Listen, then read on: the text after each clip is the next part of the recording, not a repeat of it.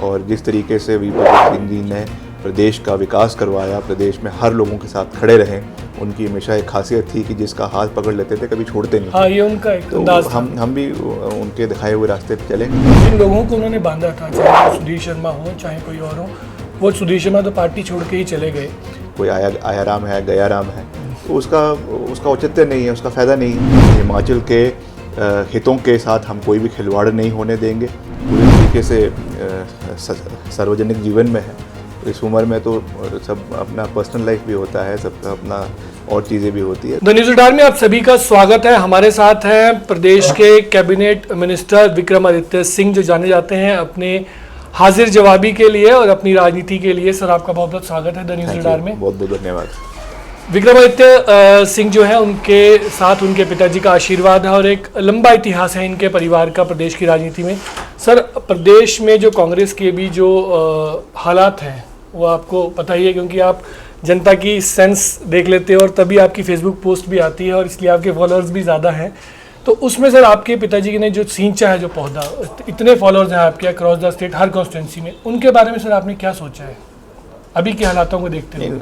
हालात तो बिल्कुल ठीक है और हमारी सरकार है, कांग्रेस पार्टी की सरकार है, सब लोगों के सहयोग से बनी है।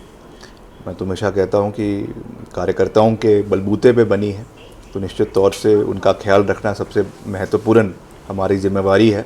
और सभी नेता, चाहे वो हमारे मुख्यमंत्री जी है, चाहे उप मुख्यमंत्री है, चाहे पार्टी के अध्यक्ष है, सबको मिलकर आगे बढ़ना है। संगठन में, सरकार में पूरा तालमेल है और कुछ चीज़ों पे ठीक है, एक अपना इंडिविजुअल पॉइंट ऑफ व्यू भी रहता है, मगर जो पार्टी के लाइन है उस तरीके से आगे बढ़ना है और प्रदेश के जो मसले हैं, जो विकासात्मक कार्य हैं, उनको आगे लेकर जाना है। श्री वीरभद्र सिंह जी, स्वर्गीय वीरभद्र सिंह जी, जो 6 बार हिमाचल प्रदेश के मुख्यमंत्री रहे, उन्होंने एक नींव विकास की हिमाचल में रखी। उनको आधुनिक हिमाचल प्रदेश के निर्माता के रूप से जाना जाता है। तो उस कार्यों को हमें आगे लेकर जाना है और ख़ास करके अगर हम आज धर्मशाला में हैं, धर्मशाला में जो शीतकालीन प्रवास हो रहा है, उन्हीं की देन है। यहाँ पे जो आपका विधानसभा बना है, ये भी उन्हीं की देन है। एजुकेशन बोर्ड है और ख़ास करके जो शीतकालीन प्रवास के दौरान जो दौरे पूरे इलाके के अंदर होते हैं, कांगड़ा में होता है, चंबा होता है, हमीरपुर होता है, ऊना होता है, तो उससे विकास में गति आती है। तो इन चीज़ों को हमें आगे और मजबूती के साथ लेकर जाना है और मुख्यमंत्री जी उसमें आगे बढ़ेंगे और प्रदेश को आगे लेकर जाएंगे और सब लोग साथ चलेंगे। मुख्यमंत्री जी तो बढ़ेंगे सर, लेकिन जो आस्था है लोगों की वो आपके पिताजी के साथ है। मैं उन्हीं की बात कर रहा हूँ, मैं पार्टी विशेष की बात नहीं कर रहा हूँ। मैं आपकी बतौर उनके सपुत्र जो है, लोगों की आस्था जो है वीरभद्र सिंह में जिन लोगों की है, उनको इंटैक्ट रखना अक्रॉस द स्टेट, वो एक बहुत बड़ा चैलेंज है। उसके लिए मैं पूछ रहा हूँ सर कि आपका उनके लिए हम प्रयास कर रहे हैं। उनके लिए भी हम उनसे लगातार मिलते हैं, लगातार उनसे उनके काम करने का भी प्रयास करते हैं। सारे काम पूरे नहीं हो पाते, मगर जितना हम कर सकते हैं कर रहे हैं अपने तरीके से। अभी तो लंबा सफ़र है, तो सबके साथ पूरी मजबूती के साथ बने रहेंगे और कुनबे को जोड़ेंगे। जो अभी जितना है उसको और मजबूत आने वाले समय में करेंगे, पूरे प्रदेश के अंदर करेंगे। और जिस तरीके से वीरभद्र सिंह जी ने प्रदेश का विकास करवाया, प्रदेश में हर लोगों के साथ खड़े रहे, उनकी हमेशा एक खासियत थी कि जिसका हाथ पकड़ लेते थे कभी छोड़ते नहीं। हाँ, ये उनका एक अंदाज था। हम भी उनके दिखाए हुए रास्ते पे चलेंगे और पूरी मजबूती से अपने लोगों को भी मजबूत करेंगे, प्रदेश के विकास को भी आगे लेकर जाएंगे। हम अपने दर्शकों को बताना चाहेंगे कि अभी विक्रमादित्य सिंह की जो आयु है वो 35 वर्ष की आयु है अभी आपकी, लेकिन फिर भी इनका जो राजनीति का अंदाज़ है एक अलग रहता है। अभी सदन में जो लैंड सीलिंग एक्ट का संशोधन जो पास हुआ, अमेंडमेंट जो हुई, उस पर भी एक पोस्ट वायरल हो रही है सोशल मीडिया पे, जिसमें कहा गया है आपका कि हिमाचल के हितों से खिलवाड़ नहीं करने देंगे। तो वो एक विरोधाभास सा दिख रहा है थोड़ा सा। नहीं, देखिए ऐसा है कि अब क्योंकि ये एक पर्टिकुलरली जो एक ये भोटा हॉस्पिटल है राधा स्वामी सत्संग का ब्यास का, उसमें कुछ उनके जीएसटी के मसले हैं, कुछ उनके टैक्सेशन का मसला है, जिसकी वजह से उसको उन्होंने उसी हॉस्पिटल की ओनरशिप को शिफ्ट करना है एक ट्रस्ट में।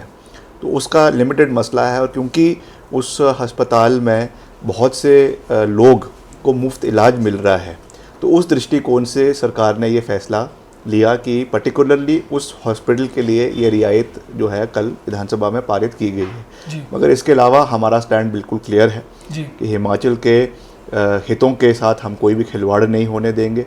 हिमाचल में जो धारा 18 है, इसका डाइल्यूशन किसी भी रूप में हमको एक्सेप्टेबल नहीं है। मगर ये एक पर्टिकुलर केस इसलिए इसमें हमने जो है वो इसका समर्थन किया क्योंकि ये जो है गरीब लोगों के हक में और उनके जो हॉस्पिटल वहाँ पे जिसमें मुफ्त इलाज हो रहा है, बहुत अच्छे रिनाउंड उसमें डॉक्टर्स आते हैं, पीजीआई से आते हैं, एम्स से आते हैं, प्राइवेट डॉक्टर्स भी आते हैं, तो उनका फ़ायदा वहाँ के लोगों को मिले, उस दृष्टि से हमने इसका समर्थन किया है। सर एक चीज़ और है कि जो आपके पिताजी ने जो उनका रुतबा है और जो जिस प्रकार से उन्होंने लोगों को जोड़ा है अपने साथ, वो एक वाकई में अपने आप में बहुत बड़ा एक चैलेंज है उसको इंटैक्ट रखना। इस सवाल के साथ हम कंक्लूड भी करेंगे, लेकिन मैं चाहूँगा आप इसका सत्यता में उत्तर दें अंदर से, क्योंकि एक इमोशनल क्वेश्चन भी है। जिन लोगों को उन्होंने बांधा था सर, कांगड़ा जो है वो 25% माना जाता है हिमाचल का और राजनीति का भी ये गढ़ माना जाता है। जिन लोगों को उन्होंने बांधा था, चाहे वो सुधीर शर्मा हो चाहे कोई और हो, वो सुधीर शर्मा तो पार्टी छोड़ के ही चले गए। ये उसके लिए सर उनको मेंटेन करने के लिए आपको अपनी राजनीति में किन किन चीज़ों का सेक्रीफाइस करना पड़ता है? क्या चैलेंजेस बड़े ऐसे आपको हैं जीवन में, पर्सनल लाइफ में, कि आपको उनको चैलेंजेस को फेस करना पड़ता है? नहीं, देखिए, आप जहाँ तक नेताओं की बात कर रहे हैं, नेता जो है वो लोगों के जनाधार की वजह से बनते भी और बिगड़ते भी है, उठते भी है और गिरते भी है। तो महत्वपूर्ण नेता को बनाना नहीं है, महत्वपूर्ण एक डायरेक्ट कनेक्ट लोगों के साथ होना चाहिए, उनकी भावनाओं के साथ होना चाहिए और एक अपनापन होना चाहिए, चाहे हिमाचल का कोई भी कोना हो। मैं हमेशा उसी सोच के साथ चलता हूँ। मैं बेशक हम शिमला से है, रामपुर से हूँ, मगर मेरे लिए हिमाचल का हर इलाका बराबर है और उसी सोच के साथ हम आगे चलेंगे।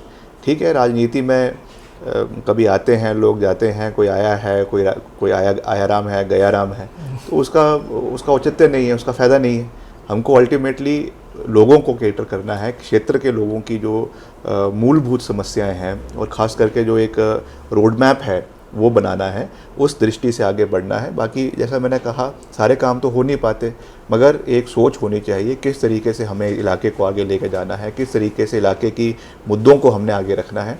तो उस सोच के साथ हम एक सकारात्मक सोच के साथ आगे बढ़ेंगे। सर वही सवाल है सर, उसी का मैं एग्जैक्ट उत्तर चाह रहा हूँ कि रोड मैप क्या है कि पिताजी के वो जो रिलेशंस हैं उनको पूरी स्टेट में इंटैक्ट रखो। नहीं, बिल्कुल। उसके लिए आप क्या सेक्रीफाइस करते हो पर्सनल लाइफ में, डेली रूटीन में? सेक्रीफाइस तो यही है कि अब पूरे तरीके से सार्वजनिक जीवन में है, तो इस उम्र में तो सब अपना पर्सनल लाइफ भी होता है, सबका अपना और चीज़ें भी होती है, तो कहीं ना कहीं सैक्रिफाइस तो है ही है। पर ठीक है, अब इस उम्र में हम सबके साथ मिलेंगे, आशीर्वाद रखेंगे, सबके आशीर्वाद प्राप्त करेंगे, लोगों से मिलते रहेंगे, तो उसका एक लॉन्ग टर्म में उसका फ़ायदा मिलेगा और लॉन्ग टर्म में एक जुड़ाव रहेगा।